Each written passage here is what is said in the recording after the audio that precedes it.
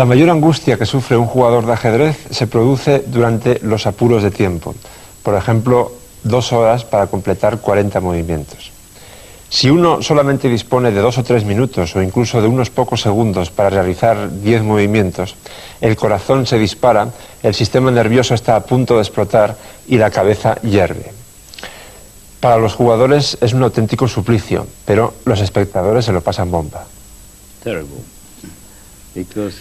Terrible, porque pierdes el control.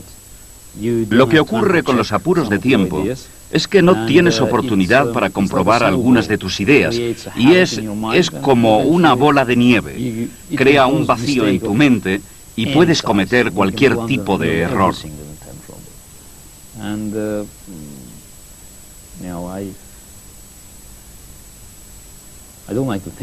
No me gusta pensar en los problemas de tiempo porque distorsionan la calidad del ajedrez, pero desgraciadamente forman parte del conjunto. Es parte del juego en el que estamos.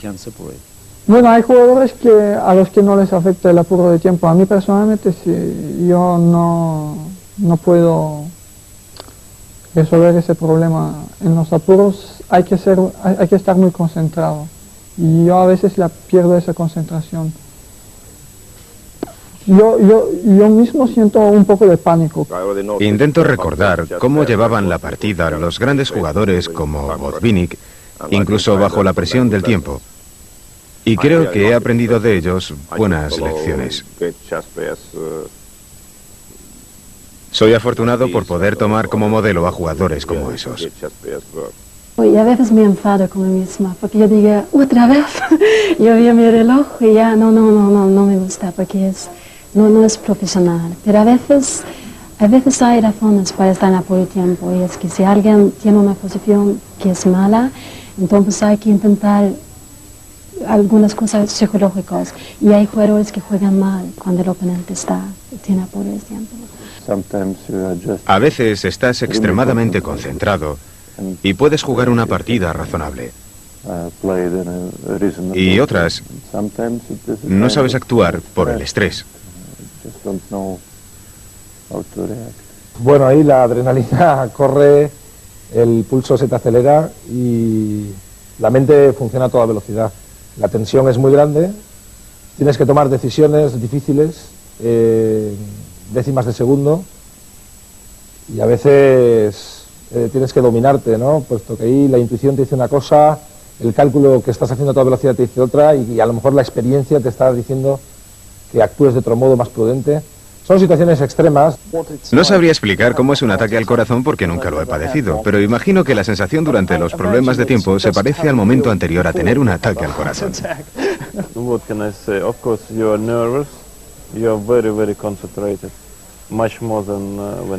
Estás muy nervioso, muy concentrado. No calculas muy bien las jugadas. Juegas por intuición.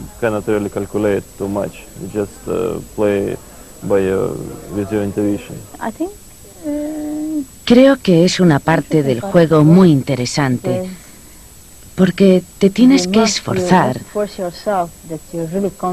concentrarte al máximo, y creo que algunos jugadores incluso juegan mejor cuando están con el problema de tiempo. Puede ser por eso, porque están presionados para pensar y concentrarse para encontrar el mejor movimiento, el mejor truco. Claro que es terrible. Bueno, últimamente, honestamente, no he estado nunca muy apurado de tiempo porque creo que no tengo ya los nervios para resistir la sensación de a lo mejor tener que hacer 15 jugadas o 20 jugadas en 2 minutos, ¿ya? Porque a esa altura, claro, tus pulsaciones cardíacas son demasiado rápidas, estás desesperado tratando de llegar a la jugada 40, cumplir el control del tiempo, y ya eso no es ajedrez, porque se desvirtúa. Tú puedes tener la partida ganada en posición, pero el tiempo puedes cometer cualquier error. What you feel, at least what I feel, well, let's say at least that's what I think I feel, okay, is lo que yo creo que siento es como si todos los procesos mentales se acelerasen. Es muy estresante. Te tiemblan las manos. Pero también es divertido porque tus capacidades se encuentran trabajando al máximo. En ese momento ves que si no eres bueno, estás perdido.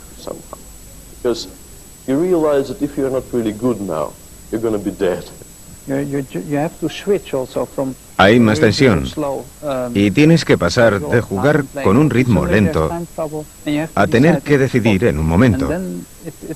Y no es tan fácil como en el desarrollo de una partida normal. Hay tensión y eso es difícil de controlar. Estás muy centrado en la posición, pero también tienes que estar atento al reloj y tener que estar pendiente de todo. A veces es difícil. Bueno, en mi caso concreto estás siempre concentrado en la partida, ¿no? Estás viendo la partida, estás viendo, pues, ¿qué hago ahora? ¿Qué puedo hacer? Me quedan segundos, ¿no? Recientemente ahora tengo la experiencia del Campeonato de España, bueno, donde afortunadamente pude ganar la última partida y así conseguí el título, pero recuerdo que tenía en el reloj, en el finish, tenía un minuto o un minuto y medio, ¿no? Y estaba intentando ganar una partida que la verdad que eran prácticamente tablas, ¿no? Entonces en ese momento sí estás, a lo mejor incluso puedes pensar en lo que puede pasar si ganas, lo que puede pasar si pierdes, pero normalmente estás muy concentrado e intentando hacer una jugada la mejor posible, ¿no? Y tu atención en ese momento está totalmente centrada en el tablero, entonces casi no piensas en nada más, ¿no? Estás ahí, ¿qué hago? ¿Qué muevo? ¿Qué puedo hacer aquí? Y eso es lo que yo recuerdo, ¿no? Después, inmediatamente que acaba el momento de tensión, entonces hay una especie de, bueno, de desinfle general, ¿no? Tu cuerpo se tranquiliza y entonces muchas veces pues notas una tensión, unos temblores, ¿no? Incluso a la hora de escribir, firmar la planilla o lo que sea, pues notas como una especie de tensión acumulada que la estás soltando y que no sabías ni siquiera eras consciente de que estabas, porque estabas concentrado en la partida, ¿no? Entonces,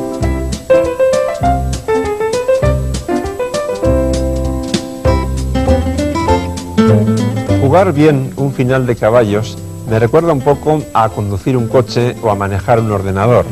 El aprendizaje puede ser laborioso, demasiado técnico, a veces un poco pesado, pero en los tres casos el esfuerzo tiene sus compensaciones, merece la pena, y además hay facetas atractivas dentro de ese esfuerzo. Concretamente, en los finales de caballos, la técnica habitual suele consistir en ir dando saltitos con suma precisión para lograr el objetivo que nos hayamos propuesto, aunque muchos de ellos también esconden jugadas brillantes. Por ejemplo, esta posición corresponde a una partida jugada hace más de 100 años, en 1895, entre Gunsberg con las negras y el genial Pillsbury con las blancas, que en principio disponen de cierta ventaja, porque tienen más espacio y además tienen también este peón en C5 que está pasado. Sin embargo, si profundizamos un poco más en esta posición, veremos que las negras tienen una idea muy clara, que consiste en llevar este caballo a C6, en cuyo caso estarían bloqueando el peón de C5 y promoviendo a la vez esta mayoría de 2 contra 1 en el flanco de dama, con lo cual las acciones quedarían más o menos equilibradas. Por lo tanto, Pillsbury se dio cuenta de que tenía que hacer algo especial para romper ese equilibrio, algo realmente incisivo, y lo encontró. La idea es F5, que plantea problemas delicados, porque si las negras lo toman ese peón dos veces, E por F5, G por F5 y G por F5, lo que ocurre es que esta casilla queda habilitada para que salte ahí el caballo, que no solamente ataca el peón de D5, sino que también impide que el rey defienda ese peón desde la casilla E6. Por lo tanto, eso no es una solución. Tampoco lo es tomar una sola vez el peón y después de G por F5 jugar G5 para controlar F4, porque entonces el caballo amenaza al peón de D5 pero por el otro lado y el rey no puede defenderlo porque este peón se lo impide. Es decir, eso tampoco sería una solución para las difíciles amenazas planteadas por las blancas con su última jugada, que ha sido F5. La única solución razonable en realidad consiste en jugar G5 inmediatamente, controlando la casilla crucial F4. Entonces, Pillsbury contestó con caballo B4, una jugada aparentemente molesta, dado que las negras apenas pueden hacer nada de lo que se habían planteado. El caballo no puede ir a C6, este caballo está presionando en estos dos peones. De todas maneras, Gunsberg debió pensar, bueno, tampoco hay tanto problema. porque si yo juego A5, el caballo blanco tiene que retirarse hacia atrás y entonces ya puedo llevar el mío a C6 y todo queda bajo control de nuevo. No obstante, eso no es tan sencillo, porque Pillsbury había ideado un plan realmente venenoso. En lugar de retirar el caballo, jugó C6, y ahora el caballo de B4 no se puede capturar porque seguiría C7, amenazando doblemente tomar el caballo de B8 o coronar en C8, en cuyo caso las blancas ganarían de inmediato. Así que las negras no pueden capturar el caballo, deben tener mucho cuidado con ese peón y deben controlarlo con el rey desde D6. Pero el festival de fuegos artificiales que había ideado Pillsbury no terminó ahí, había ideado bastante más. Ahora sigue sin retirar el caballo, captura este peón en E6 con el suyo de F5. Y el caballo sigue siendo incomestible porque seguiría E7, no habría más remedio que jugar rey por E7 y nuevamente estaríamos como antes, C7 y las blancas ganan.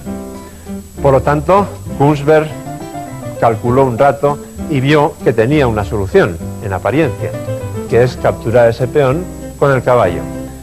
De esta manera se pasó a un final de reyes y peones, ya no hay caballos. Y además Gunsberg debía estar bastante tranquilo, porque aparentemente este rey va a jugar a D6, el peón de E6 está perdido, las negras quedarían con un peón de ventaja e incluso ganarían la partida. Pero, insisto, Pillsbury había profundizado mucho y aquí hizo otra sorpresa. E4.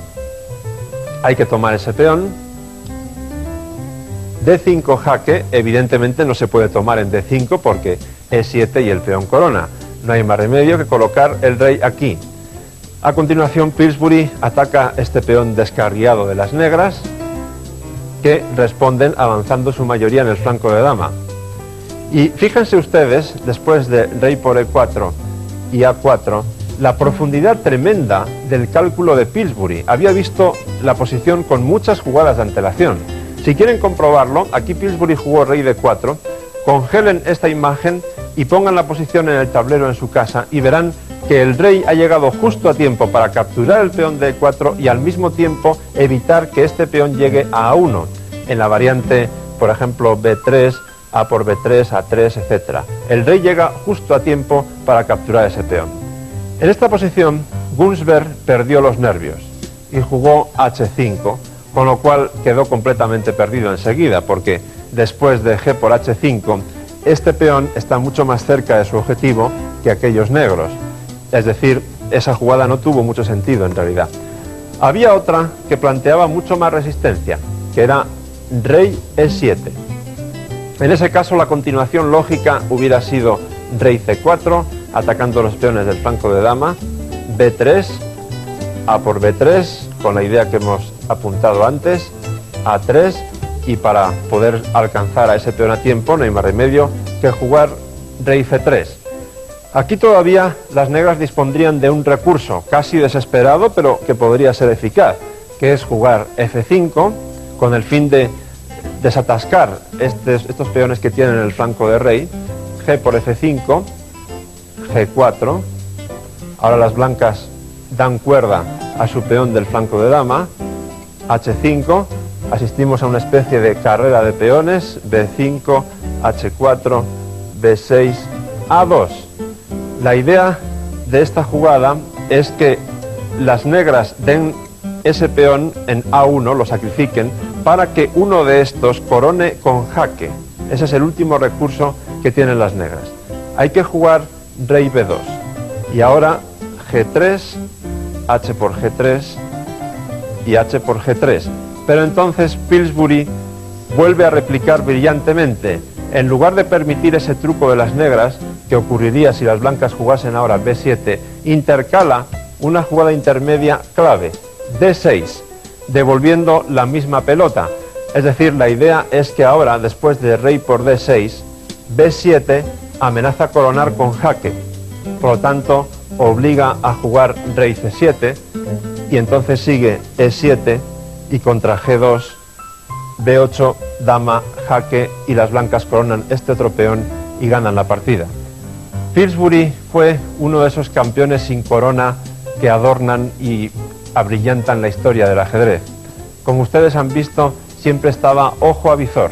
incluso en las posiciones aparentemente más sencillas, buscaba las complicaciones tácticas y la brillantez. Yo les aconsejo que ustedes hagan lo mismo.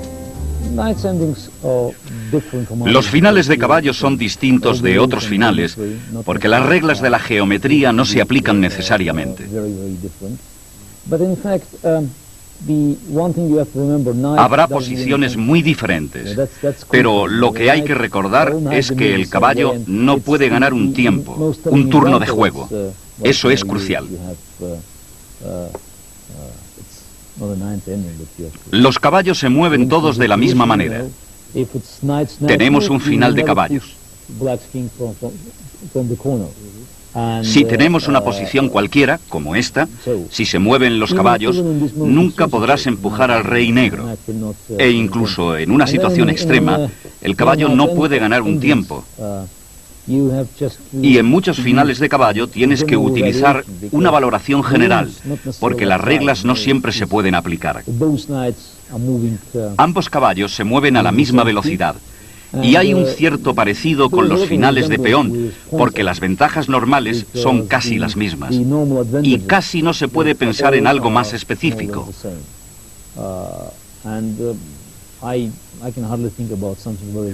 Bueno, siempre es bueno que el caballo esté centrado. Todas las reglas que se aplican en el medio del juego son válidas para la jugada final. Y hay que vigilar al oponente, porque el caballo es una pieza muy complicada.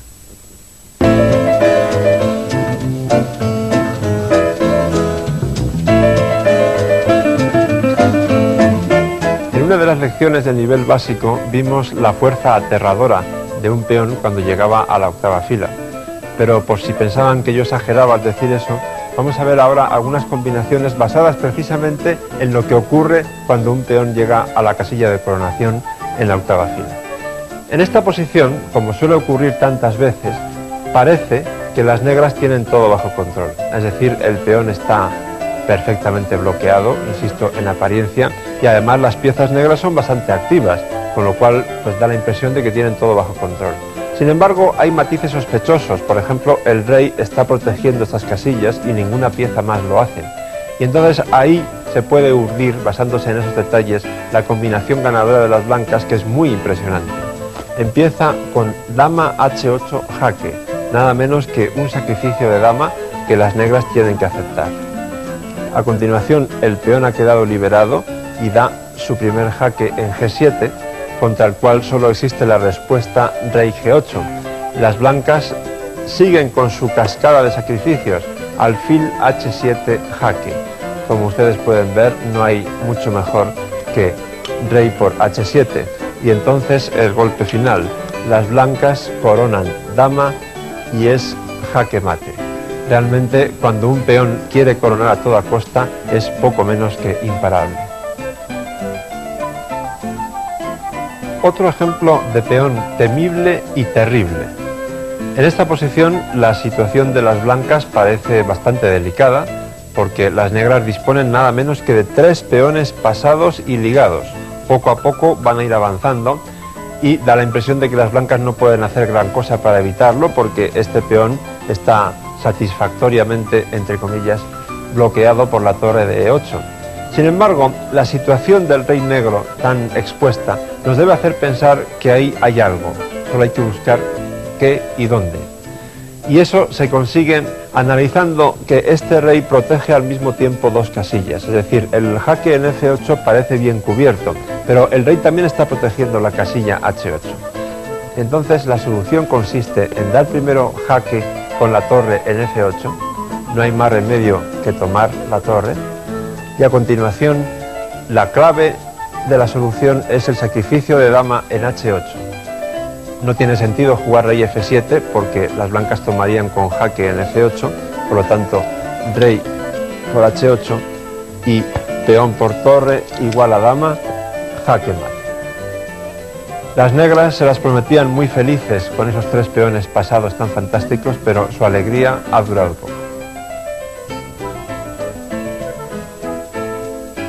Permítame insistir en la posibilidad de que un peón contribuya decisivamente a una combinación ganadora. En esta posición, cualquiera diría que las blancas están a punto de abandonar, Tienen la dama amenazada y no solo eso, sino que según donde vaya cualquier movimiento normal, habría una lluvia de jaques sobre el rey blanco que conducirían con toda seguridad al jaque mate. Sin embargo, el rey que está a punto de morir es el negro y no el blanco, pero no es fácil encontrar cómo. En primer lugar, porque la dama no parece tener grandes movimientos y, como hemos dicho, las negras amenazan un montón de jaques. Sí tenemos un jaque con la torre blanca en E8, pero entonces, después de rey A7, no se ve cómo seguir. Ahora bien, soltemos un poco la imaginación. ¿Qué pasaría si este rey estuviera en A8? Entonces el cielo estaría abierto para las blancas, que seguirían con dama C8 jaque, rey A7, dama por B7, mate. ¿Hay alguna forma de ligar las dos ideas, el jaque de la torre y esto que acabo de decir? Efectivamente, después de torre E8 jaque, rey A7, tenemos la elegante jugada torre A8 jaque, atrayendo al rey a la casilla fatídica. Si rey por A8, dama por C8 jaque, rey A7, dama por B7 mate. Pero esto no es todo, porque las negras se dan cuenta de eso y juegan rey B6. ¿Y ahora qué hacemos?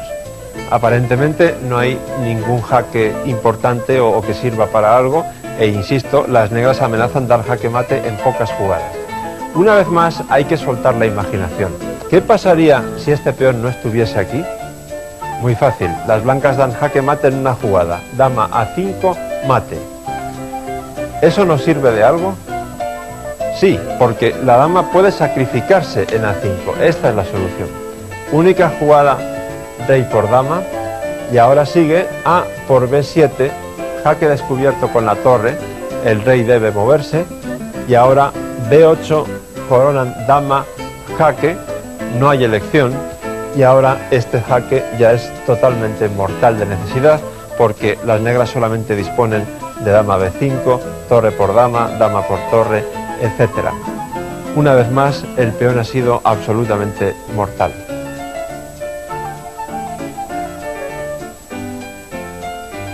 Vamos a concluir este tema táctico con una pequeña joya producida por un tal Teichmann en el torneo de Berlín de 1930.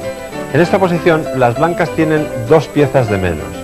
Su único recurso es este peón de G7, muy cercano a la coronación, pero no se ve cómo se puede aprovechar ese detalle, porque la combinación que a mucha gente se le ocurriría en principio, que sería jugar dama F5 con la idea de dama por F7 jaque, seguida de la coronación y el consiguiente ataque de mate, no sirve por la sencilla razón de que después de dama F5, alfil B7, esta torre de A8 está controlando doblemente la casilla G8 y entonces ya la combinación no es posible.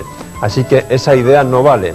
Hay que buscar algo más contundente y realmente tiene que ser muy contundente porque también tenemos amenazado este alfil por el peón.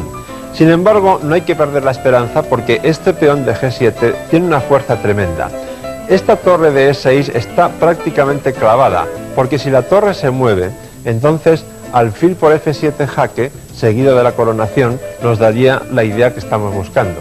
Y entonces la solución está en empezar con torre por H6. No se puede tomar con la torre por lo que acabo de decir, alfil por F7 y el peón corona. Por lo tanto, caballo por H6. Ahora bien, ¿qué ha pasado aquí? Las negras parece que tienen motivos para estar muy contentas porque las blancas tienen cada vez menos piezas y menos amenazas, en principio. Sin embargo, hay una terrible, que es esta. Dama G5. Ahora se amenaza dama por H6 porque la torre ha quedado clavada y también este tremendo jaque en D8. La única forma de parar las dos amenazas de manera convincente es caballo F7. Una vez más, todo parece bajo control, pero entonces este caballo ha quedado sobrecargado porque es la única pieza que evita que este peón ayude a su compañero y también la única que evita el jaque de la dama en D8, que es el que viene a continuación. Dama D8 jaque. No hay más remedio que jugar caballo por D8 y ahora fíjense en qué solución más impresionante. H6, la torre sigue clavada por el alfil y no hay forma de evitar la amenaza H7, rey por H7 y G8 igual a dama. Si alguna vez ustedes consiguen ganar una partida con una combinación tan brillante como esta, se sentirán henchidos de gozo, como seguramente se sintió Teichmann.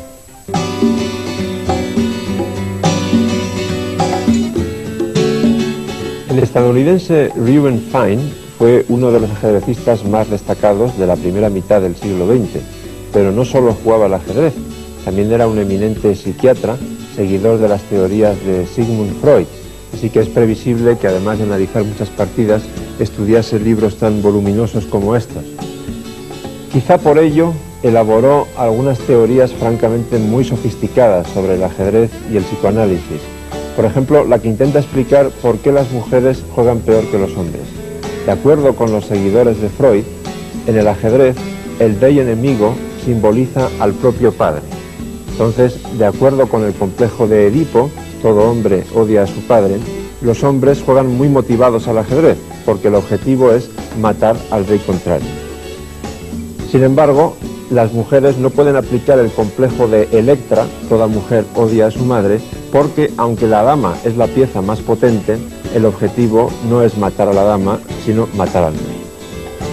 Aparte de esas teorías tan rebuscadas, Reuben Fine fue sin duda un gran jugador de ajedrez, uno de los mejores del mundo en su tiempo, pero, como todos, también recibió algunos disgustos muy serios como el que vamos a ver a continuación. Es una partida que se disputó en Moscú en 1937. Su rival se llamaba Judovich. Reuben Fine tenía las piezas blancas. A esta partida, si tuviera que ponerle un título, yo elegiría el del cazador cazado.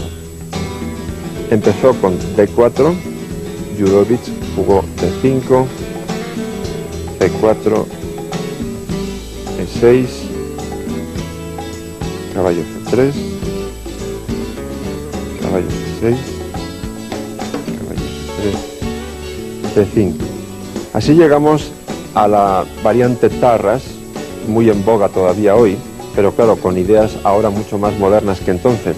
Ahora se considera que lo mejor para las blancas es tomar el peón de D5 para fijar, para aclarar cómo va a ser el centro de las negras. En aquel momento la teoría no estaba tan desarrollada y lógicamente Fine prefirió desarrollar una pieza más y clavar el caballo con alfil G5. Las negras contestaron tomando en D4, las blancas retoman con el caballo y las negras aprovechan para avanzar el otro peón central amenazando al caballo con E5. Fine contesta con caballo B5 y aquí llegamos al momento culminante de la partida. Las negras hacen la jugada natural, A6, y Fine piensa que ha conseguido engañar a Judovich, porque lógicamente ahora las blancas deberían retroceder con el caballo a A3, donde ocuparía una situación francamente muy pasiva. Sería, digamos, una pequeña derrota de las blancas nada más empezar, tener un caballo arrinconado. Sin embargo, Fine tiene eso previsto, o cree él que lo tiene previsto. No hace caso de la amenaza al caballo y captura con el otro caballo el peón de D5. Judovich no se inmuta y captura el caballo. Fine, sin pensarlo mucho, toma en F6 con jaque, caballo por F6, jaque.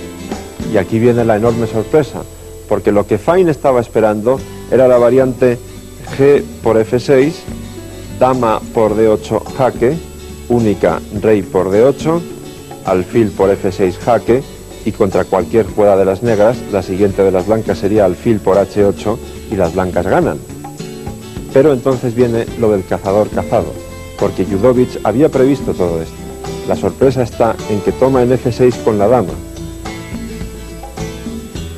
Y ahora las blancas tienen que capturar la dama en F6 y entonces se aprecia la enorme debilidad que se ha creado en la diagonal que va desde E1, donde está el rey blanco, hasta A5.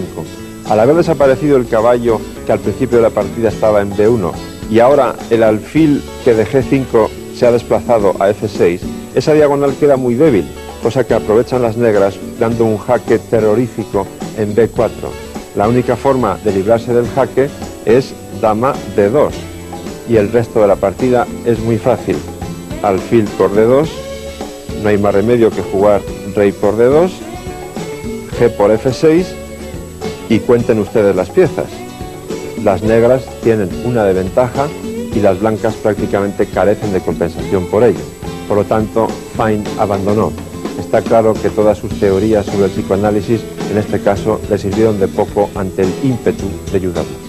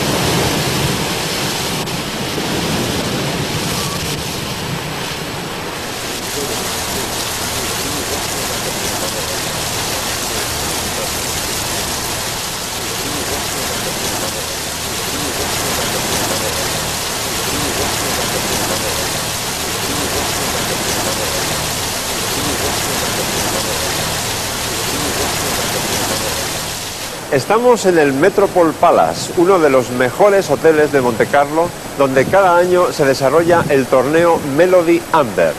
Melody es el nombre de una de las hijas del mecenas holandés John van Oosterom, que se hizo multimillonario con una empresa dedicada a la venta de programas informáticos y que es el patrocinador del torneo. Se trata de una competición muy peculiar y muy espectacular, que se desarrolla bajo dos modalidades. En realidad es como si fueran dos torneos al mismo tiempo. Por una parte, un torneo de partidas rápidas, 25 minutos para cada jugador al inicio, más 10 segundos adicionales tras cada movimiento. Y por otro lado, un torneo de partidas a la ciega, es decir, sin ver las piezas, también con 25 minutos al principio de la partida, más 20 segundos adicionales después de cada jugada.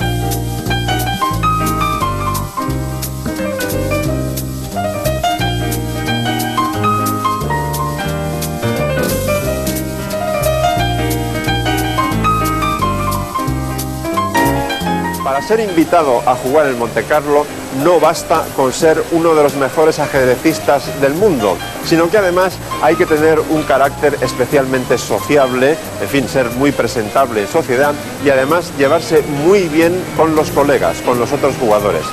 Eso hace que el ambiente sea particularmente agradable.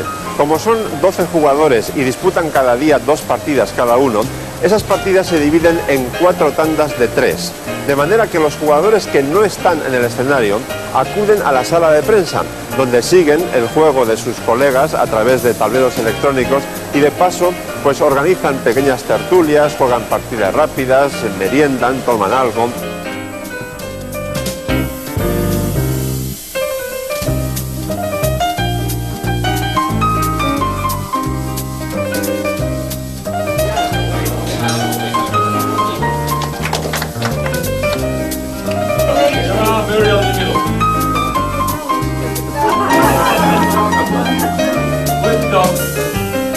De todas formas, el torneo produce mucho cansancio, porque tanto las partidas rápidas como especialmente las partidas a la ciega requieren mucha energía, mucha concentración, producen una tensión enorme.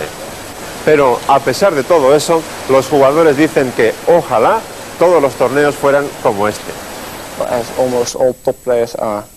Están presentes aquí los primeros jugadores del mundo. Se le considera uno de los torneos más importantes del año. Y desde el punto de vista económico, también es muy importante. Con la participación de todos los jugadores más fuertes, salvo Kasparov, yo creo que es un torneo de la historia. 50 años más tarde van a ver este torneo, por ejemplo. Yo creo que tener una buena actuación aquí es muy importante. Es un torneo muy especial, desde luego. Se trata del nivel más alto de organización en un evento de ajedrez hasta ahora. Es único. No se puede comparar con ningún otro torneo.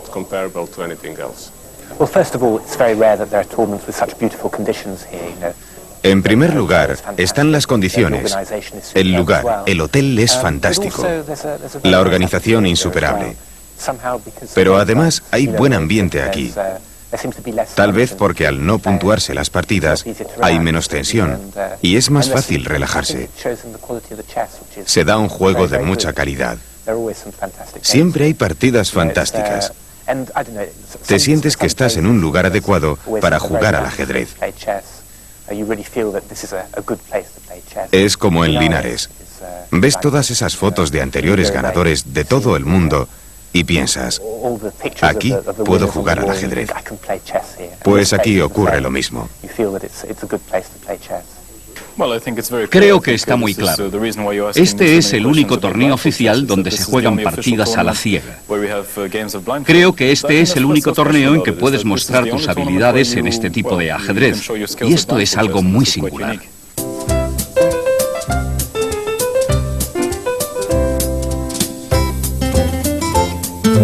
Nunca se recalca lo suficiente la enorme importancia de desarrollar las piezas con rapidez y con eficacia. Un retraso en el desarrollo puede ser mortal de necesidad, sobre todo si estamos hablando de una posición abierta con las piezas en estrecho contacto y especialmente si nuestro rey está desamparado, está al aire libre. Entre las muchas posiciones posibles que puedo poner como ejemplo, he elegido una que parte de la apertura italiana, cuya posición más característica se consigue después de caballo C6, alfil C4 y alfil C5. En italiano a esta apertura se la denomina gioco piano, que quiere decir juego lento, pero eso del juego lento es relativo. Ahora, efectivamente, si las blancas eligen un plan tranquilo, a base de caballo C3, D3, enroque, etc., el juego es bastante lento. Por el contrario, si como en el ejemplo que quiero mostrar, juegan C3, con la idea de ocupar el centro con D4, entonces el tablero empieza a cobrar vida de pronto. La respuesta lógica de las negras sería caballo F6 y las blancas prosiguen con su plan D4, las negras toman en D4, se recaptura nuevamente en D4 con el peón y aquí por supuesto la jugada mejor, la más activa, es sin duda alfil B4 jaque. Ahora hay dos variantes principales, alfil D2, que lleva a posiciones más o menos sólidas, o caballo C3, en cuyo caso el tablero ya se incendia de inmediato porque esa jugada implica el sacrificio de este peón. Caballo por E4, aprovechando que el caballo de C3 está clavado sobre el rey por el alfil de B4. Pero las blancas prosiguen con su política de hacer regalos, no hacen ni caso a la doble amenaza en C3 y se enrocan. Aquí las negras harían bien en empezar un ejercicio de prudencia, por ejemplo, alfil por C3, B por C3 y dejar el peón ese quieto ahí sin tocarlo más y jugar D5 para acabar de desarrollar las piezas. Sin embargo, en este caso, a las negras les gusta comerse un nuevo peón. Caballo por C3, B por C3, alfil por C3. Las blancas continúan con su plan muy agresivo. Desarrollan este alfil a A3, donde bate una enorme diagonal y además, mucho más importante, evitan que las negras puedan enrocar. Ahora sí que resulta completamente obligatorio para las negras que hagan ese ejercicio de prudencia que mencionaba antes y jueguen D5 para poder, por ejemplo, taparse de un posible jaque en E1 colocando el alfil en E6. Sin embargo, en su vorágine nutritiva, las negras toman en A1 y entonces son severamente castigadas porque las blancas simplemente desarrollan la última pieza que aún no se ha desarrollado, torre E1 jaque. No hay más remedio que jugar caballo E7. Y ahora la posición no tiene ningún secreto, simplemente se captura el caballo con el alfil y eso a las negras les cuesta la dama. No hay otra respuesta razonable que tomar el alfil en E7, torre por E7 jaque, rey por E7 y la liquidación se termina con dama por A1. Ahora, si contamos el material que queda sobre el tablero, vemos que las blancas han quedado con dama y caballo a cambio de 2 torres y 2 peones.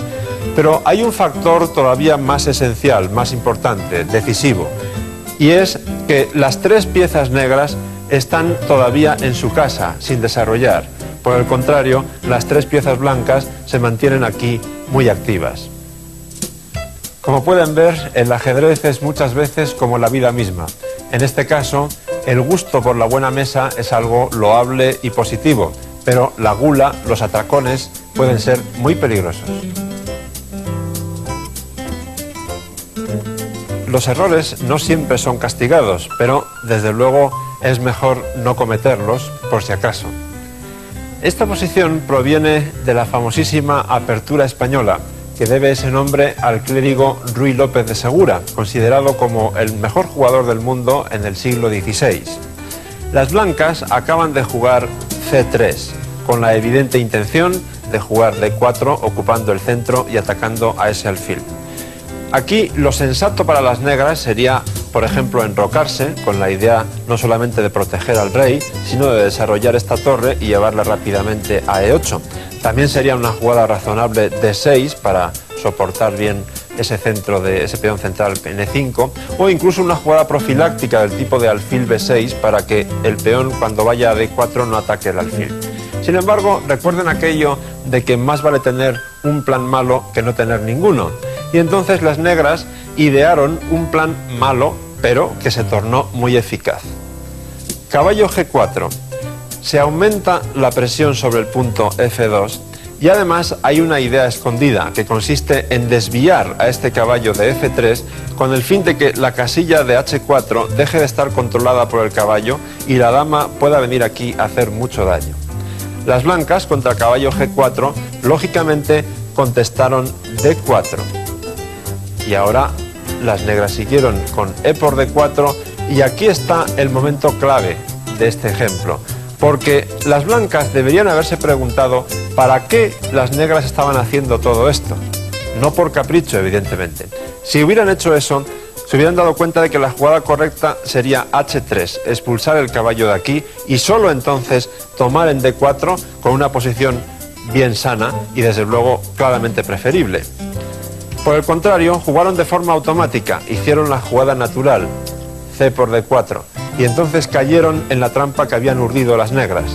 Caballo por D4, sacrificio de caballo, las blancas toman en D4, y entonces las negras, como decía, pueden transportar su dama a H4, con una doble amenaza sobre H2 y F2. Como no se pueden defender los dos peones a la vez, las blancas optan por evitar la entrada en H2, que les parece más peligrosa, y dejar que la dama entre por F2. Dama por F2, jaque. Pero realmente el desenlace es fulminante. Hay que jugar rey H1 y ahora las blancas reciben el famosísimo mate de la coz. Dama G1, jaque. Y no importa con qué pieza capturen las blancas esta dama, bien sea con el caballo o con la torre, por ejemplo, torre por G1, reciben el susodicho mate de la coz, que, bueno, si echan un pequeño vistazo a esta posición, enseguida entenderán a qué debe ese nombre. Recuerden que un buen desarrollo de las piezas es fundamental y nunca consideren que su adversario es tonto por definición. Todas las jugadas, por muy inocentes que parezcan, pueden tener una venenosa intención escondida.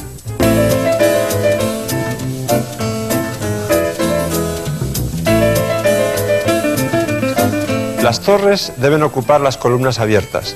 Todos sabemos eso, pero el problema está en cómo hacerlo. Si estamos hablando de una columna abierta en una posición central, entonces el asunto es relativamente fácil.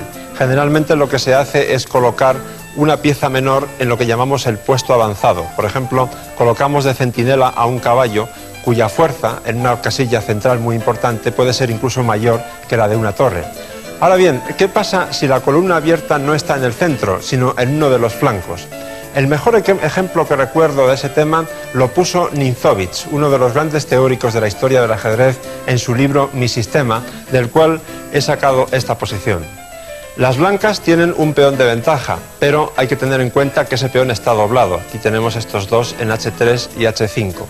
Por otro lado, hay una columna abierta, la columna G, que lógicamente las blancas deben dominar, porque tienen más elementos de acción en esa columna.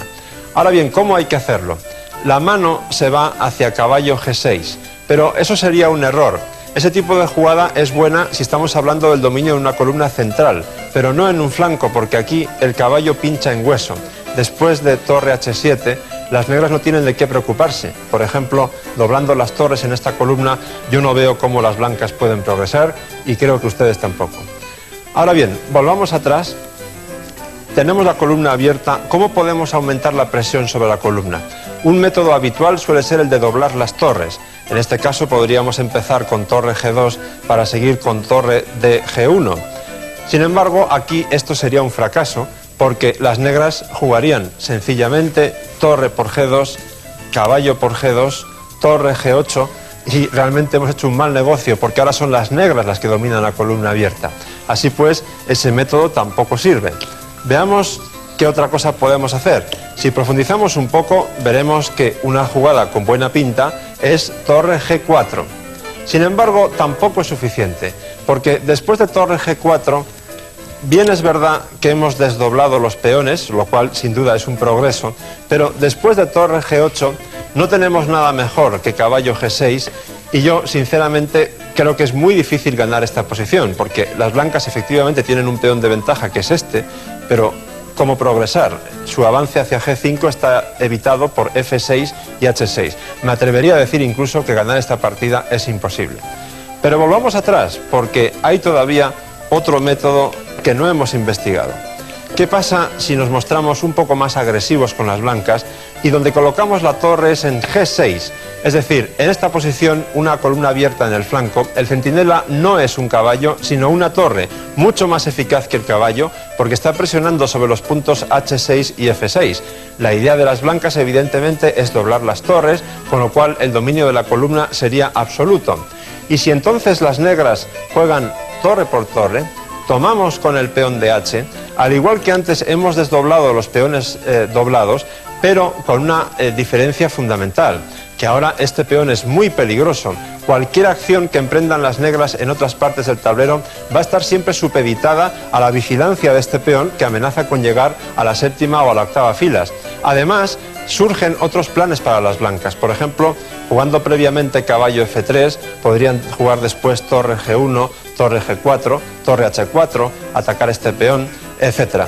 Fíjense una cosa curiosa de transposición de papeles. Antes aquí había una torre defendida por un peón en H5.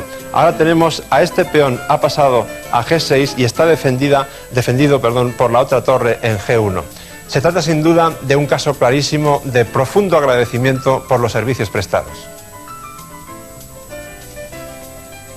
Veamos otro ejemplo de Grant Nimzowitsch sobre la columna abierta en un flanco. En esta posición, las blancas ejercen presión sobre la columna H, especialmente en H7, pero aún no han conseguido materializar ese dominio en algo concreto. En principio, lo que hacen es llevar el caballo hacia el campo de batalla, caballo F4, con la clara idea de que en un momento dado pueda ir a H5 presionando el peón de G7. Por lo tanto, las negras toman medidas contra eso y traen también la otra torre al campo de la defensa. Llega el momento oportuno para que las blancas ocupen con un centinela, que ya sabemos por el ejemplo anterior que el centinela en este caso debe ser la torre y no el caballo, el punto H7, que es el punto crítico. Las negras no pueden hacer gran cosa activa, así que toman medidas profilácticas colocando el alfil en E8. Las blancas lógicamente doblan las torres y ante la amenaza de tomar en H8 no hay más remedio que capturar la torre de H7. Aquí también sería bueno tomar con la torre, con el plan de seguir caballo H5, presionando dos veces en G7 y después cuando el rey vaya a F8 incluso sacrificar este caballo en F6 para abrir completamente la séptima fila y barrer con la torre blanca que estaría en H7 todos los peones de aquella fila. Sin embargo, para una mejor ilustración del tema que nos ocupa, vamos a ver qué pasa si las blancas toman con su peón G. G por H7 y torre H8. La siguiente jugada, estoy seguro que la adivinarían todos ustedes, es por supuesto colocar el caballo en G6 para obligar al cambio del alfil por el caballo y de paso unir a estos dos peones. Fíjense qué transfiguración. Estos peones que hace un rato eran dos peones bloqueados en G6 y en F5, no demasiado peligrosos, ahora son tremendos. Son dos peones unidos uno al otro, pero la cuña está en H7 nada menos, con lo cual esta torre ha quedado casi inutilizada. Ahora, las maniobras que hay que hacer aquí para ganar la partida son largas, pero está claro que la partida está ganada, porque las negras es casi como si jugaran con una torre de menos. Les voy a explicar un poco solamente las ideas generales. Colocaríamos la torre en la quinta fila para cubrir todas las posibles rupturas de peones ahí y para que el rey negro no pudiera pasar. Y después, tal vez primero bloqueando estos peones que pueden llegar a este tipo de posición, una cosa así. Entonces, el siguiente paso sería ir con el rey hasta aquí, y cuando las negras que les tocaría jugar, por ejemplo, en esta posición, tengan que mover su rey, ocupar esta casilla, y cuando el rey negro tenga que ceder el control del punto E5, entonces romper con E5.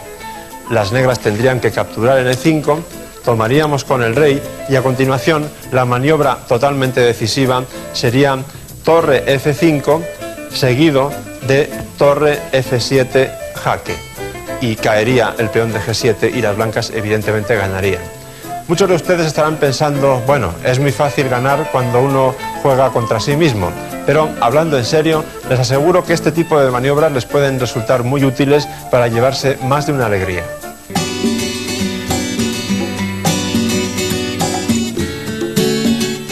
Este aparato no sirve para jugar un partido de fútbol, por supuesto, pero sí una partida de ajedrez. Mucho antes de que se inventase Internet, allá por los años 40, la radio fue muy útil para disputar encuentros a larga distancia. Y uno de los grandes maestros que nos dejaron mejores partidas a través de la radio fue Mikhail Botvinnik, patriarca del ajedrez soviético, campeón del mundo varias veces y por muchos años, precursor del entrenamiento sistemático del ajedrecista, que es como decir de la parte más científica del ajedrez, y uno de los primeros entrenadores de Garry Kasparov. Por cierto, Botvinnik es el autor de uno de los mejores consejos que se han dado en la historia del ajedrez. Moscú en el 84, primer duelo por el título Kasparov contra Karpov. Karpov va ganando por 4-0, se juega al mejor de 6 victorias, las tablas no cuentan, y entonces Botvinnik le dice a Kasparov, juega como si fueses ganando. No tengas miedo de hacer tablas. Él tiene menos resistencia física que tú y se cansará antes. Esas palabras realmente fueron proféticas porque Kasparov remontó el marcador hasta que lo puso en 5-3 y entonces el duelo fue cancelado sin vencedor. Pero esa es otra historia y además da mucho que hablar. Hoy nos vamos a centrar en una partida que Botvinnik disputó en 1945 durante un duelo Estados Unidos-Unión Soviética por radio contra el estadounidense Denker. Denker tenía las piezas blancas y salió con el peón de dama. Curiosamente, esta apertura que vamos a ver aquí está ahora muy en boga, la utilizan jugadores de élite mundial. Es la defensa semieslava, que enseguida se bifurca en la variante Botvinnik, aquí, alfil G5. Botvinnik dio su nombre a esta jugada, DC4, que en principio abandona el centro, pero cuya idea es defender ese peón inmediatamente con B5 y ganar espacio y mayoría de peones en el flanco de dama.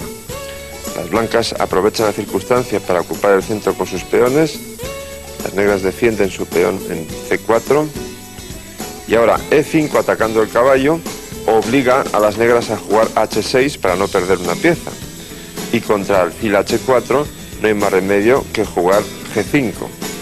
Ahora las blancas, aprovechando que el caballo de F6 está amenazado, recuperan el peón que tenían de menos capturando con el caballo en G5 y después de H por G5 toman también con el alfil, aprovechando siempre que el caballo de F6 está clavado por el alfil y amenazado por el peón. Por lo tanto, las negras, para evitar que se capture en F6 con el alfil, que sería muy molesto, defienden ese punto con el otro caballo. Se toma en F6 con el peón. Las negras completan su desarrollo con alfil B7. Ese alfil está destinado a ocupar una diagonal muy importante en la partida, como pronto veremos. Las blancas preparan el enroque corto con alfil E2 y las negras mejoran su dama llevándola a una posición más activa y preparan el enroque largo. Ambos bandos se enrocan y aquí merece la pena hacer un alto para analizarla un poco en profundidad, porque es muy difícil saber quién de los dos bandos tiene ventaja. Las negras disponen de dos columnas abiertas contra el enroque blanco, las columnas H y G. Es cierto que tienen un peón de menos, pero ese es el de F6, que de momento no es muy importante. Además, las negras también tienen una pareja de alfiles que puede colocarse en diagonales abiertas sobre el enroque blanco, coordinado con las torres. Tienen mayoría de peones en el flanco de dama.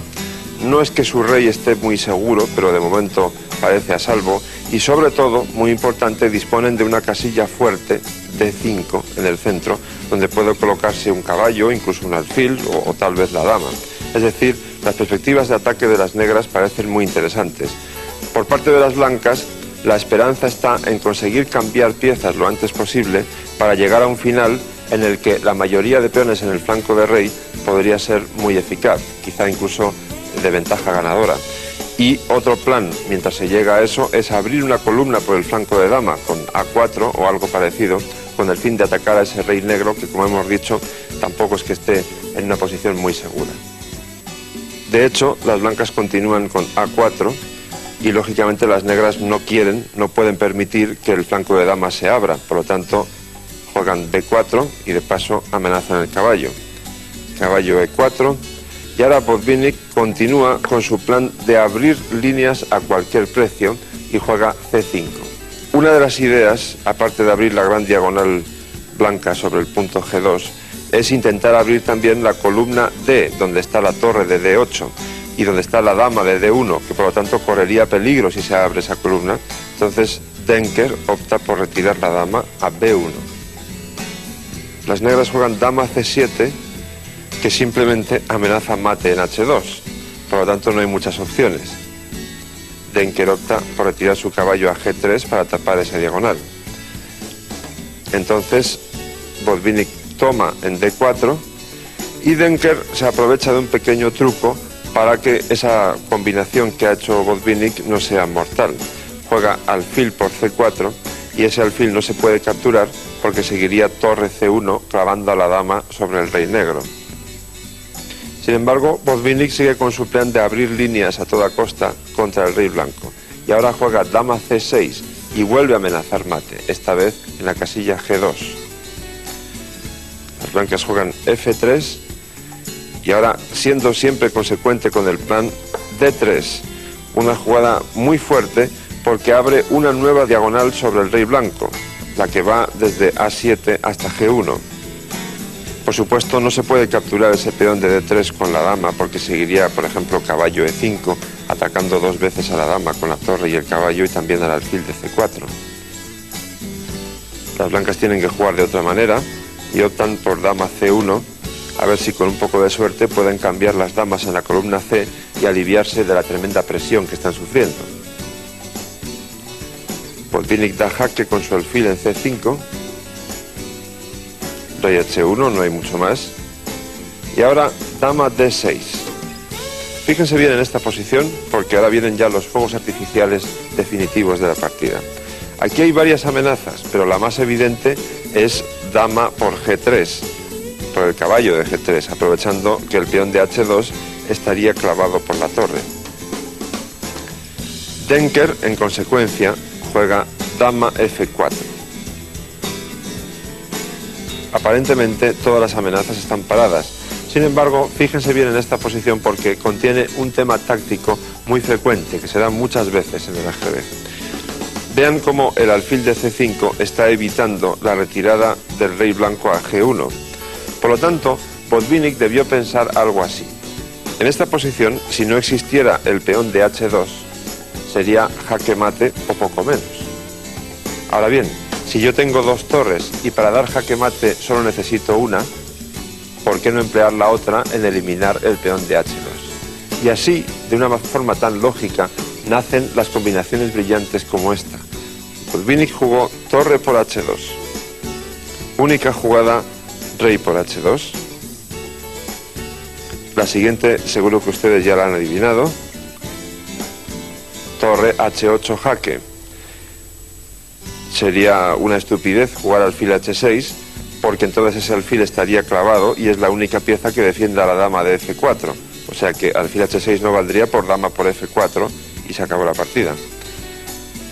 Denker utilizó un recurso de emergencia, dama H4, con la idea de resistir de alguna manera el ataque en tromba de las negras. Pero después de torre por H4 y alfil por H4, el festival de fuegos artificiales no ha terminado, porque Botvinnik todavía dispone de otro golpe más, dama F4, que ataca a los dos alfiles a la vez. Lógicamente, Denker abandonó. Si hubo algún cronista retransmitiendo por radio esta partida, seguramente le pareció tan interesante y tan emocionante al menos como un buen partido de fútbol.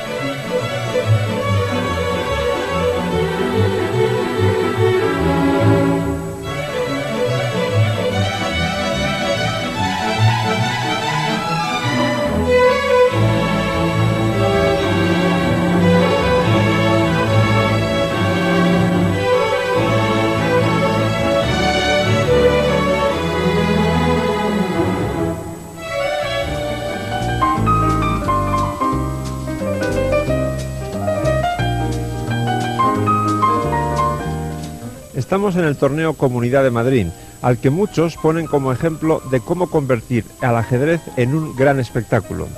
Quizá ustedes se pregunten cómo es posible convertir en un gran espectáculo a una actividad prácticamente estática, en la que dos personas pasan horas casi inmóviles, por ejemplo en esta postura, y sin hablarse y apenas moviendo una pieza muy de vez en cuando. Es posible convertir eso en un espectáculo gracias a la tecnología moderna. Porque, por ejemplo, los espectadores que se sientan aquí en la sala de butacas pueden seguir las partidas instantáneamente, incluso en esos apuros de tiempo tan terribles cuando un jugador tiene que hacer varias jugadas en cuestión de segundos. Las partidas se siguen instantáneamente, se pueden analizar las variantes de esa forma porque además hay a través de auriculares comentarios de grandes maestros, es decir, los espectadores están viendo la partida y además están escuchando comentarios a través de los auriculares. Pero si se cansan de estar en la sala de butacas, entonces pueden salir al pasillo y pueden discutir amigablemente o a veces no tan amigablemente o acercarse a los puestos donde se venden libros de ajedrez u otra clase de material. Ahora bien, la pregunta es, ¿con todos estos elementos puede ser el ajedrez un espectáculo tan atractivo como por ejemplo el tenis? Eso es lo que hemos preguntado a bastantes grandes maestros y vamos a oír sus respuestas. Está demostrado. La gente que haya asistido a una buena partida de ajedrez, aunque no supiera mucho acerca del juego, se divierte muchísimo. El ajedrez en la televisión siempre fue un éxito. El problema es que nunca hemos tenido la oportunidad de disponer del tiempo suficiente en este medio para vencer la resistencia del gran público que está convencido que el ajedrez no es un deporte atractivo. Toda mi experiencia con personas que he traído hacia el ajedrez, me demuestra que el ajedrez puede ser extremadamente atractivo. Y si utilizamos las modernas tecnologías para explicarlo mejor, para poner de manifiesto el potencial oculto, las oportunidades ocultas que tiene el ajedrez, podría resultar un excelente deporte para los espectadores. También ahora cuando hemos jugado en Francia, jugamos el campeonato rápido, semirápidas, en Kapteich el año pasado. Entonces era mucha gente, siempre la sala estaba llena de 300, 400 espectadores y eran normalmente 8 o 4 o 2 jugadores que jugaban y tenía una pantalla grande con el tiempo, con la partida y comentaristas. Yo no entiendo francés, pero la gente que estaba ahí estaba riéndose sobre los comentarios que hacían y era fantástico. Y se puede hacer tanto con ajedrez. Por eso tiene muchas ventajas, pero hay que empezar a hacerlo, ¿no? Se pretende popularizar el ajedrez de ajedrez rápido, ¿no? En la modalidad de rápido de media hora o 25 minutos, lo cual le da más espectacularidad al juego. Yo pienso que de todas maneras esto es muy bueno, pero desde el punto de vista artístico le quita mucho peso al ajedrez, porque el ajedrez como ciencia y como arte necesita más tiempo, más concentración, más meditación. Un aficionado tiene que tener un cierto nivel para entender el juego, y el tenis es bastante más fácil, y el fútbol. Además, otro problema es que en el ajedrez no se puede gritar durante la partida. El público no puede gritar, y en el fútbol o en otros deportes, o sea, mucha gente va al estadio para gritar y liberar su energía negativa durante la partida o el partido. Y en el ajedrez eso es imposible. Creo que el ajedrez es un juego mucho más interesante que el tenis. Tal vez más que ser un espectáculo, lo que necesitemos sean más espectadores. Yo disfruto mucho viendo partidas de ajedrez. Lo más impresionante que he visto en el deporte fue en unas imágenes fantásticas de la televisión española sobre Sevilla. Una partida. Fue algo muy intenso.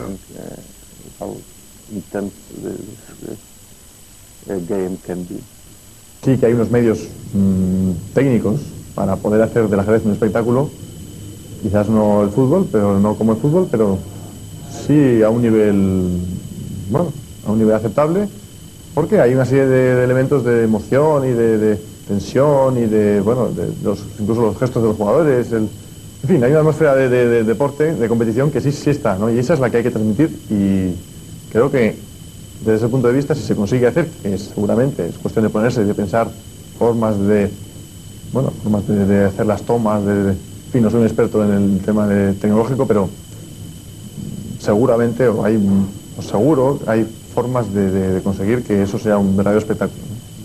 Con la tecnología actual y como han ido avanzando las comunicaciones y todos los deportes en general han ido agilizándose cada vez más, probablemente el ajedrez se llega a eso, a que el campeonato del mundo finalmente se termina jugando partidas de media hora. Y claro, va a ser un show, pero no va a tener la característica de ciencia y que tiene hasta hace poco, que sigue teniendo hoy. Porque el ajedrez bien jugado a nivel mundial es algo espectacular, pero claro, eso lo entendemos poco, lamentablemente. Y en cambio el ajedrez rápido, una persona no tiene para qué ser experto para ver a un jugador que no se le ven las manos haciendo 30 jugadas en un minuto. Entonces, yo creo que lo mejor es equilibrar las dos cosas. Creo que en un futuro próximo será más popular, como el tenis, el fútbol, el rugby. A la gente le gusta el ajedrez. Creo que es un buen espectáculo para la gente. Por eso organizo campeonatos. Porque el ajedrez debería ser más atractivo para todo el mundo. Incluso favoreciendo el ajedrez rápido frente al tradicional.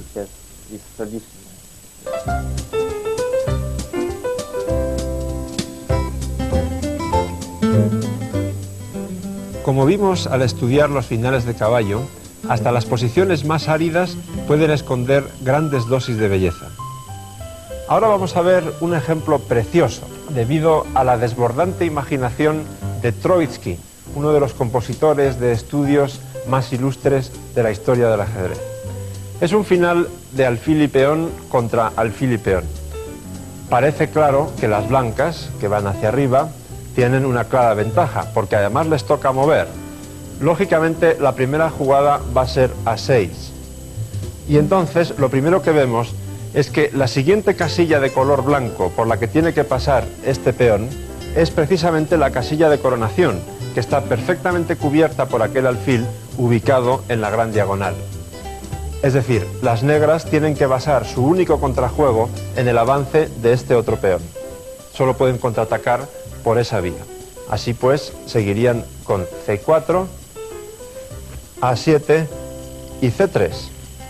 Sin embargo, las negras tienen esperanzas, porque cuando el alfil blanco se mueva, por ejemplo, a B7, las negras podrían mover el suyo ganando un tiempo esencial, alfil G6 jaque, o bien alfil A4 jaque, seguido de C2, y los dos peones coronarían al mismo tiempo, y la partida sería tablas. Sin embargo, en esta posición, en lugar de alfil B7, las blancas dan un golpe de tremendo impacto, una jugada extrañísima, alfil H1. ¿Dónde está el intríngulis de este movimiento tan raro? Pues en que si las negras juegan alfil G6 jaque, después de rey E7, C2, las blancas coronan, las negras no tienen otra posible réplica razonable que coronar también, y entonces las blancas dan mate en G2. Es francamente bonito, ¿verdad?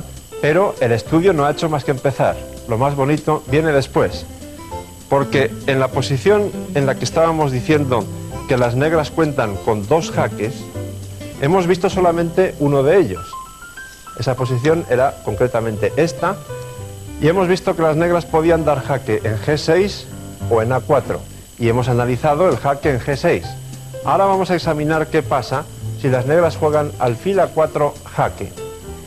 Ahora las blancas solo tienen una buena respuesta. No me pregunten todavía por qué, lo entenderán después.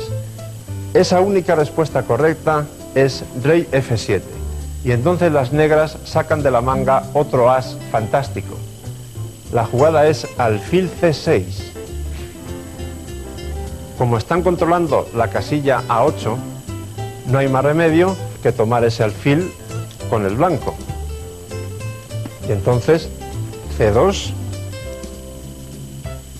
las blancas coronan, las negras coronan, y aquí está muy clara la diferencia. Las blancas ya no disponen del jaque mate en la casilla G2. En principio, este tipo de posiciones son de tablas, porque dama y alfil contra dama es un material insuficiente para ganar, por lo general. Pero en esta posición en concreto, debido a la concreta ubicación de este rey y esta dama, las blancas ganan por el siguiente procedimiento. Dama A2 jaque, el rey no puede venir a la primera fila por dama G2 mate, por lo tanto rey G3.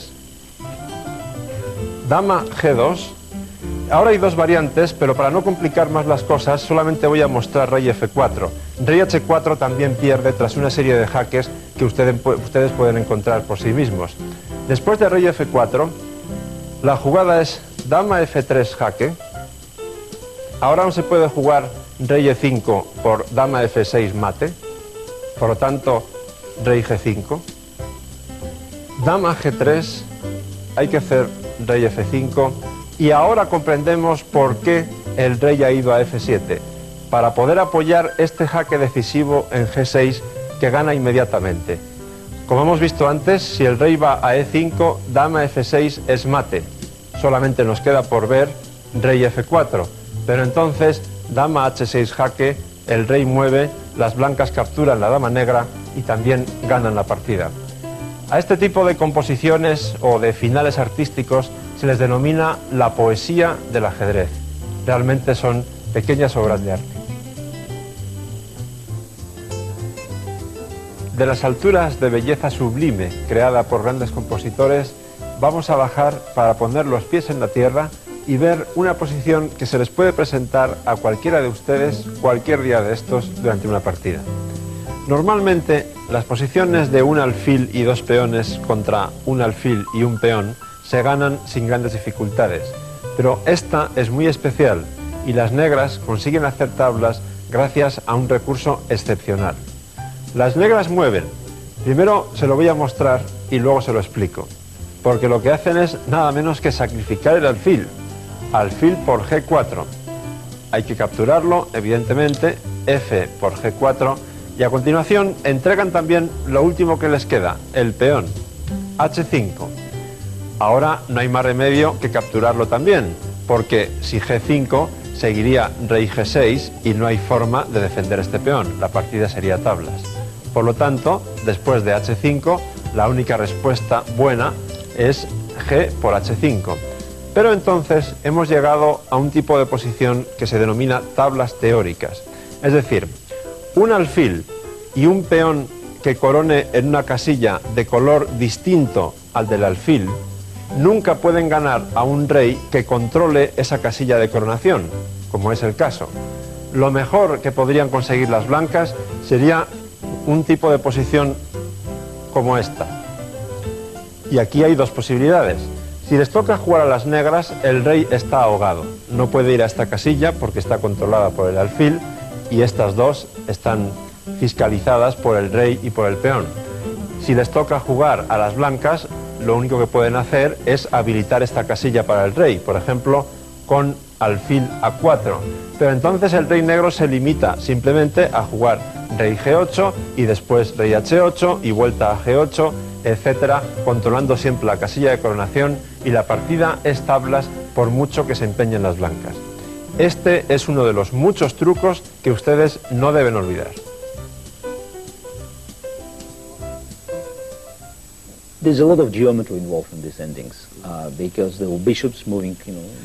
Hay mucha geometría en estos finales, porque los alfiles del mismo color están en la misma diagonal.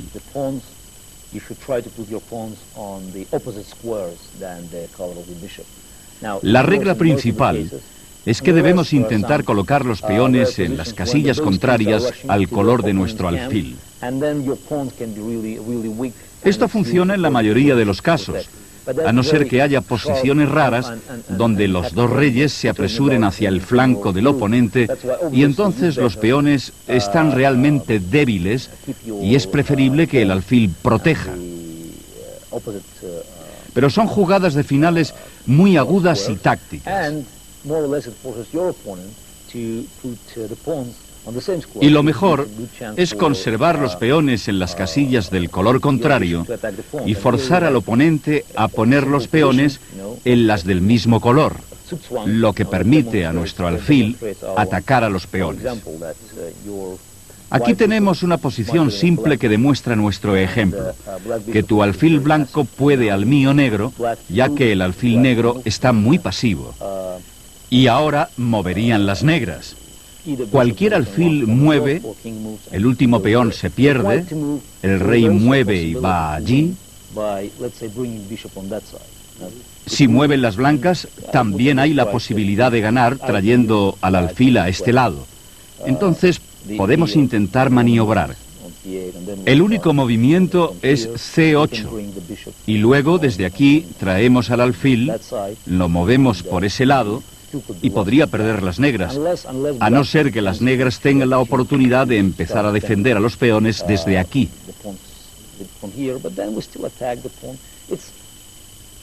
Pero se puede atacar.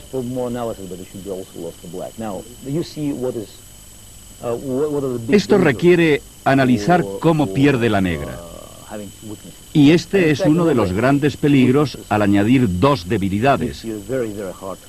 Dos debilidades te traen problemas, y si estás defendiendo la primera, la segunda debilidad es la forma de no ganar la partida. No hay mucho más que aprender acerca de estos finales, pero hay algo más que conviene recordar. Si tienes un peón, el A o H, entonces siempre hay una posibilidad si el alfil es del color equivocado. No se podría progresar porque siempre habría que sacrificar al alfil por el peón y arreglarse con un rey que se moviera hacia allí. Eso es algo que hay que recordar, pero se trata más bien de una excepción.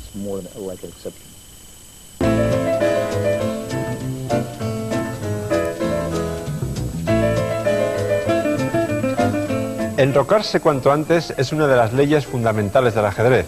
Si no lo hacen, lo pueden pagar muy caro, sobre todo cuando hablamos de posiciones abiertas. Ahora bien, ¿cómo se debe castigar la situación de un rey expuesto en el centro del tablero sin enrocarse? El consejo más importante es hacerlo con rapidez, con suma energía, como hizo Lasker contra Pirc en el torneo de Moscú de 1935, cuya partida vemos reflejada en el tablero. En principio, las negras no están mal, porque tienen una pareja de alfiles que puede ser muy peligrosa cuando se desarrollen en una posición abierta como esta, y también estos dos peones colgantes en el centro del tablero que están protegiendo varias casillas muy importantes. Por ese lado, todo bien. Ahora bien, por el otro hay cosas que están mal. Por ejemplo, como hemos dicho, el rey está en el centro del tablero y además fijémonos en el desarrollo. Aparte de la dama, la única pieza desarrollada de las negras es este caballo. Todas las demás están en casa. Por el contrario, la situación de las blancas es mucho más armónica. La jugada natural entonces, la que se va de la mano en este caso, sería por ejemplo alfil G5 para eliminar la única pieza menor desarrollada por las negras. Pero eso no conduciría a ninguna parte, porque después de alfil E7, si tomamos el caballo, alfil por alfil, seguido de enroque, y entonces las negras tienen todo bajo control, no hay problema. Por lo tanto, hay que buscar algo más enérgico. Ahí está la clave, energía, rapidez. Por lo tanto, si estamos diciendo que la única pieza menor desarrollada es el caballo de F6, pues eliminemos el caballo de F6 a costa de sacrificar la calidad, es decir, la diferencia de valor entre una torre y una pieza menor, en este caso el caballo. Después de G por F6 seguiría, lógicamente, dama H5, jaque, y ya les hemos privado a las negras del derecho a enrocar, con lo cual ya hemos ganado alguna compensación. Las negras tienen ahora tres posibles casillas para huir del jaque: D8, D7 y E7, pero la natural, la lógica, es sin duda D8, porque en las otras dos el rey estaría entorpeciendo el desarrollo de sus propios alfiles. A título de ejemplo, para que vean lo que le podría pasar al negro si juega, por ejemplo, rey E7, vamos a ver caballo F5 jaque. Aprovecho esta ocasión para darles otro consejo más. En posiciones de este tipo no tengan miedo de sacrificar piezas, porque si el objetivo es dar jaque mate al rey o tener un ataque tremendo que dé grandes ganancias, entonces el sacrificio de piezas siempre es rentable. En este caso, por ejemplo, después de E por F5, caballo D5 jaque, habría que jugar seguramente rey D8, alfil B6 jaque, en fin. Esto es un auténtico infierno, ustedes pueden comprobarlo en su tablero, el rey negro realmente tiene poca vida en este momento. Así que volvamos hacia atrás para ver qué hubiera pasado si las negras hacen la jugada natural, es decir, si después de recibir el jaque en H5 se van con su rey a D8. Entonces, la siguiente jugada blanca en la partida fue dama F7. Con un doble objetivo. Por una parte se ataca este peón, y no de cualquier forma, porque la amenaza es dama por F6 jaque seguido de dama por H8 ganando esa torre, y además un importante detalle: este peón está clavado, es decir, la dama está indefensa, lo cual habilita esta casilla para el caballo blanco. Eso se nota muy bien, por ejemplo, si las negras juegan alfil E7, que es la jugada natural para defender F6. Entonces seguiría caballo F5, como hemos dicho, el caballo es incomestible, hay que defender ese alfil con la torre, y entonces vendría alfil B6 jaque nuevamente, rey D7, seguido de torre D1. Se amenaza nada menos que torre por D6 mate, aprovechando que este alfil está clavado por la dama en F7. Yo no veo, y creo que ustedes tampoco, ninguna defensa aceptable para las negras en esta posición. Por lo tanto, vamos a volver atrás y vamos a ver qué pasa si las negras hacen aquellas jugadas más resistentes, las que defienden mejor la posición. Estábamos en dama F7 y les toca jugar a las negras. En lugar de alfil E7, Pirc profundizó en la posición y encontró un pequeño truco. Ese truco fue alfil D7. La idea está en, por supuesto, sacrificar esa torre de H8, dama por F6 jaque, entonces rey C7 y dama por H8. Y la clave está aquí, en alfil H6, que por una parte amenaza a la dama con la torre de A8 y además también se propone jugar alfil por E3 jaque. Es un buen recurso, porque después de dama por A8, alfil por E3 jaque, rey H1, alfil por D4, las negras estarían amenazando, entre otras cosas, encerrar la dama en aquel rincón con alfil C8 y también tomar el caballo y luego el peón, es decir, por ahí habría bastante contrajuego por parte de las negras. Sin embargo, Lasker vio más lejos que Pirc, había llegado a ver esta posición mucho antes y se había dado cuenta de que aquí también disponía de un truco salvador. En lugar de jugar dama por A8, lo que hace es caballo por E6, con lo cual se consiguen varios objetivos. Por una parte, no se puede tomar con el alfil, porque entonces dama por H7 sería jaque. seguido por dama por h6, y las blancas tendrían una ventaja totalmente decisiva. Por otro lado, al tomar con la dama, que es lo que pasó en la partida, se han conseguido dos cosas. Por una parte, alejar la dama del ataque, y por otra, debilitar esta casilla, que va a ser fundamental ahora mismo, como ustedes van a ver. Una vez hecho eso, Lasker capturó la torre de A8, y después de alfil por E3 jaque, jugó sencillamente rey H1. Ahora la diferencia está muy clara. Las negras no pueden intentar encerrar a la dama con alfil C8 porque seguiría caballo D5 jaque. Esa es la diferencia con la variante anterior, seguido de caballo por E3. Por lo tanto, las negras tienen que cubrir esa casilla con alfil C6, y entonces seguiría, la dama vuelve a H8, sale del encierro, y si las negras pretenden ganar un poco más de material como compensación al que han perdido, caballo por E4, dama por E4, y esta jugada ya es letal de necesidad. Torre E1 clava el alfil, y la amenaza dama C3, tanto si es jaque como si no, es ya definitiva, porque las blancas ganarían también este alfil de E3. Así que ya lo saben, si no quieren sufrir una tremenda tormenta de jaques, pongan su rey a salvo lo antes posible.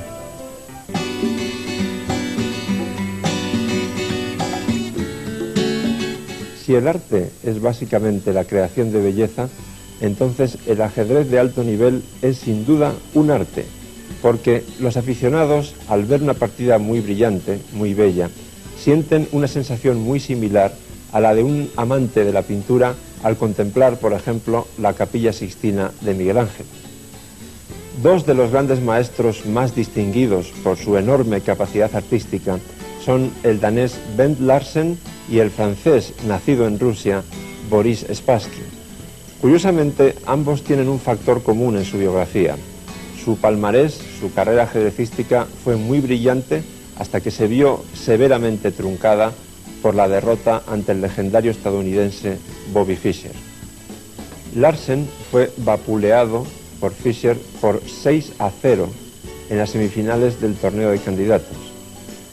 Poco después, Spassky perdió aquel histórico duelo de Reykjavik en 1972 ante Bobby Fischer por el título mundial en plena Guerra Fría entre Estados Unidos y la Unión Soviética. Mientras Spassky era recibido como un traidor en la Unión Soviética porque supuestamente había perdido el honor de la URSS ante un mozalbete norteamericano, Bobby Fischer era aclamado como un héroe en Estados Unidos. Sin embargo, Spassky había tenido ya mucho tiempo para dejarnos varias obras de arte. Por ejemplo, la que vamos a analizar ahora. Corresponde al torneo de Belgrado de 1970. Su rival es Ben Larsen, que lleva las piezas blancas. Larsen era un gran defensor de lo que llamamos teoría hipermoderna del ajedrez, que ahora vamos a ver en qué consiste, y sobre todo lo vamos a ver desde la primera jugada, que es B3. Pero es que la teoría principal de la escuela hipermoderna consiste en lugar de ocupar el centro con los peones, presionarlo desde los flancos, esperar a ver qué hace el adversario y entonces decidir la estructura de los peones centrales propios. Spassky contestó E5, alfil B2 atacando el peón, caballo C6 defendiéndolo, C4 para ganar un poco de espacio en el flanco de dama, caballo F6. Y ahora otro de los factores que resaltan en la teoría hipermoderna, que consiste en provocar el avance de los peones enemigos para debilitarlos. Larsen juega caballo F3, provoca E4, que Spassky realiza, caballo D4, Spassky presiona más a ese caballo con alfil C5, el danés debe tomar una decisión y opta por cambiar en C6. El francés de origen ruso, que entonces era soviético, toma con el peón D, y así el centro ha quedado bastante abierto. Las blancas deben neutralizar cuanto antes la capacidad enorme de ese alfil en C5 sobre el punto F2, y por tanto juegan E3. Las negras sobredefienden el peón de E4 para evitar sustos. Larsen juega dama C2, Spassky prepara el enroque largo colocando su dama en E7, las blancas contestan con alfil E2 y las negras se enrocan en largo. Es importante resaltar la diferencia de desarrollo de los dos bandos. Mientras las blancas de alguna forma están jugando desde el fondo de la pista, usando un símil tenístico, las negras juegan mucho más al ataque, más abiertas, más decididas. Ahora Larsen hace una jugada cuya idea es buena, pero muy poco oportuna. La jugada es F4. Parece buena porque controla la casilla E5, que puede ser muy importante en un futuro, y además se aprovecha de que las negras no pueden tomar al paso, no pueden jugar E por F3 al paso, porque el alfil está indefenso, seguiría dama por F5 jaque. La jugada no es oportuna porque las blancas, al estar poco desarrolladas, aún no están preparadas para tomarse esas alegrías de debilitar todavía más el flanco de rey, estando todavía el rey N1. Spassky contesta con caballo G4. Es una manera de lanzar un mensaje a Larsen diciéndole: si te atreves a enrocar, allá voy al ataque. Efectivamente, si ahora las blancas se enrocan, seguiría dama H4, y si entonces H3, las negras no moverían el caballo, sino que jugarían H5 con la idea de sacrificar esa pieza y abrir la columna H sobre el enroque blanco. Por lo tanto, Larsen opta por G3 para evitar que la dama vaya a H4. Las negras continúan con la misma idea, H5, e insisten en el mensaje: no se te ocurra enrocarte porque voy con todo. Larsen dice: bueno, no hay problema, primero le echo el caballo y luego ya veremos qué hago con mi rey.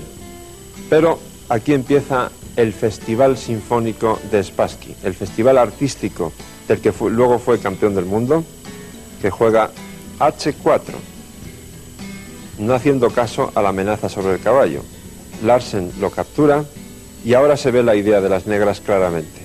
Spassky toma en G3, entregando incluso más material, porque lo que quiere es abrir la posición en el flanco de rey a toda costa para poder atacar al débil rey blanco.